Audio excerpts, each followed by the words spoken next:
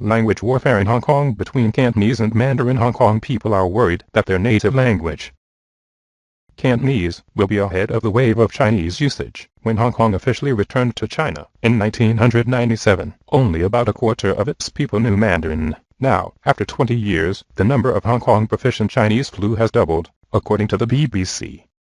In particular, young people speak Mandarin better and better, said Chan Shui-Duan, a professor of Chinese and bilingual studies at Hong Kong Polytechnic University. Mandarin, the official language of mainland China, is accented by Beijing. The Chinese government wants to popularize the Mandarin dialect to increase the central state's power in a nation that has many ethnicities and many local languages. Andrew Sullivan recalled in 1996, when a newcomer to Hong Kong, a young Britishman with no financial background, was able to obtain analysis at a securities firm. Then, you do not need a perfect resume, Sullivan said, but that was the past.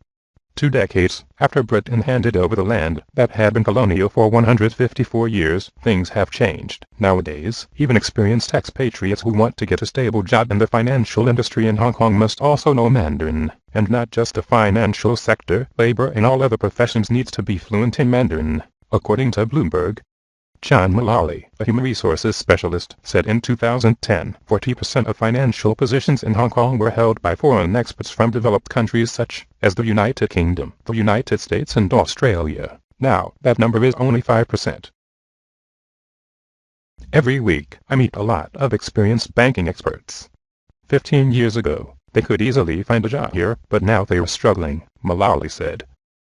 An increasing number of financial and investment banking companies in Hong Kong have the need to recruit knowledgeable people in China. For example, Singapore Bank last year hired 20 customer relationship managers with fluency in Mandarin. It's hard to find a new banker who does not speak Mandarin, said Quinlan, 33, director of a financial consulting firm. Even for senior positions, banks prefer those aged 40-50 who have worked in Chinese government agencies or enterprises to capitalize on their understanding and relationship with continent. After more than 20 years in Hong Kong, 55-year-old Andrew Sullivan, who has worked for such giants as Goldman and Morgan Stanley, is about to be laid off by a Chinese securities firm. Returning to England is certainly not Sullivan's first choice, because he has lived far away from his homeland for so long. Now, England and I have nothing in common, Sullivan said. Juliana Liu, when seeking a kindergarten for her daughter 2 years old, was very surprised to discover that most of the most prestigious in Hong Kong are taught in Mandarin and English, rather than using Cantonese too. Ruth Binney, founder of the consulting firm Education Top Schools, said 99% of customers, including indigenous people and foreigners living in Hong Kong,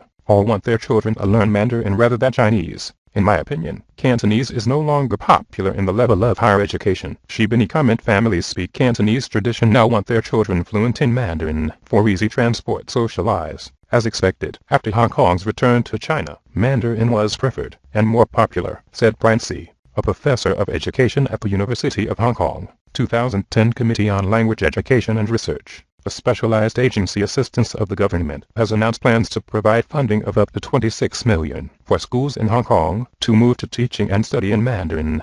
Within 4 years, the program attracted the participation of 160 schools, about 70% of primary schools, and 25% of Hong Kong's high schools now turn to Mandarin, according to the Cantonese team of experts. Though Beijing insists that the government encourages students to Hong Kong using fluent in both Cantonese and Mandarin plus English, but according to Robert Bauer, a research specialist, Cantonese taught at many universities in Hong Kong.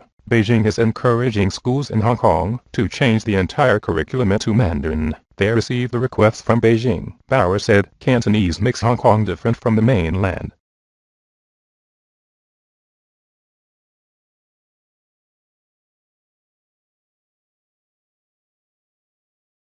Many Hong Kongers fear Cantonese, the language that expresses the identity of Hong Kong, will gradually fade, even to the brink of becoming the dead language. But language researcher Lau Chakman claims Cantonese is not dead, at least now.